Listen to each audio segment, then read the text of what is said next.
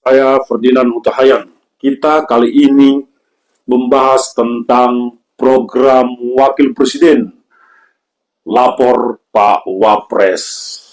Amazing, sebuah gagasan yang menurut saya sangat keren ya dalam proyek pencitraan. Bukan keren dalam program pekerjaan sesungguhnya, tetapi ini keren dalam proyek pencitraan.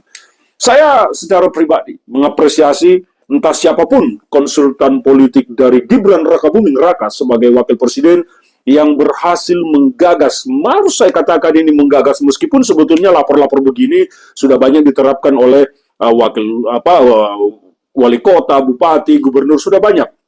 Tetapi ini baru pertama sekali di tingkat presiden dan wakil presiden, dan Gibran Rakabuming Raka menjadi orang pertama sebagai wakil presiden yang menerapkan program lapor Pak Wapres. Dan saya sekali lagi harus menyatakan, ini adalah sebuah gagasan ide cemerlang dari konsultan Gibran Rakabuming Raka yang terus berupaya mengorbitkan Gibran di kancah politik nasional kita. Karena selama ini Gibran dianggap sebagai sosok yang sebetulnya tidak layak, tidak mumpuni menjadi seorang wakil presiden. Termasuk saya sendiri adalah orang yang beranggapan seperti itu, dan ternyata Gibran dengan segala macam hambatan rintangan itu duduk sekarang menjadi wakil presiden. Apakah itu karena ketokohan Gibran? Saya ragu dengan itu, tetapi Gibran telah menjadi wakil presiden karena memang Pak Prabowo Subianto. Nah, sekarang kita bicara tentang gagasan lapor Pak ini. Sejauh mana lapor Pak Wapres ini akan menjadi efektif menyelesaikan masalah-masalah bangsa? Dan sejauh mana masyarakat kita mudah bertemu dengan wakil presiden? Sejauh mana sebetulnya nomor yang disebar di dalam lapor Pak Wapres itu akan menampung seluruh keluhan masyarakat kita? Saya tidak terpikirkan nomor satu itu. Mungkin ada aplikasi media WhatsApp-nya ya, atau aplikasi percakapan yang lain.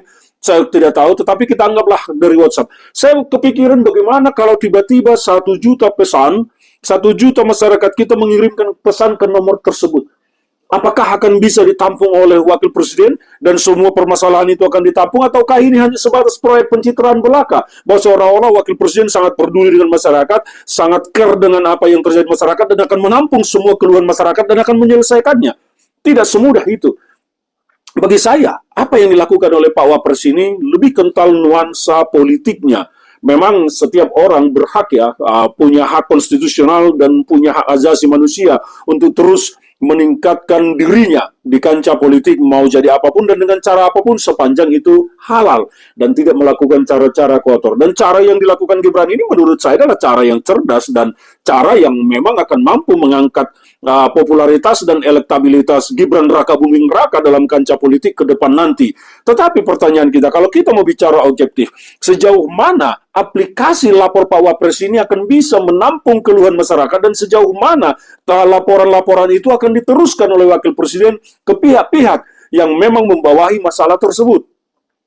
Bukankah nanti, ini adalah sebuah analisis, bukankah nanti kalau wakil presiden terlalu mengintervensi pekerjaan-pekerjaan para menteri-menterinya dan kepala-kepala lembaga nanti, bukankah itu akan berpotensi menciptakan konflik dengan presiden, bahwa seolah-olah akan dua matahari kembar? Nah, kalau wakil presiden menyodorkan itu ke presiden, apa yang akan terjadi nanti kalau ternyata program itu atau laporan masyarakat itu tidak ditindaklanjuti oleh presiden? Apakah Gibran akan menyatakan kepada masyarakat, oh kan saya sudah tampung, sudah saya sampaikan ke presiden, tetapi presiden tidak melaksanakannya, tidak memerintahkan menterinya untuk melaksanakannya?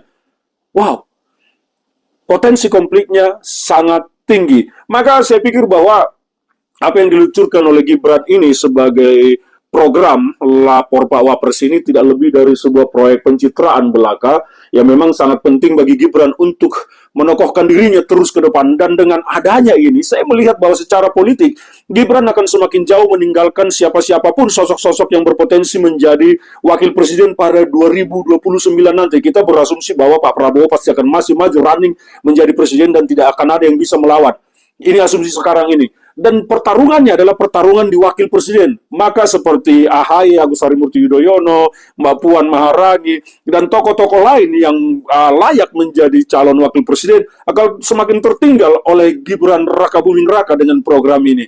Jadi, saya harus mengapresiasi ini adalah sebuah gagasan cerdas dari timnya Gibran, konsultannya untuk mengangkat elektabilitas Gibran secara hebat ya menurut saya. Tetapi kalau bicara tentang program, saya sangat pesimis kalau apa yang dilakukan oleh Pak Wapres ini akan bisa berjalan dan justru cenderung bisa menjadi konflik antara wakil presiden dan presiden ke depan ini. Semoga semuanya menjadi baik-baik saja. Kita berharap bahwa politik kita ke depan akan menjadi politik yang tertib, bagaimana kita bersama-sama membangun bangsa ini.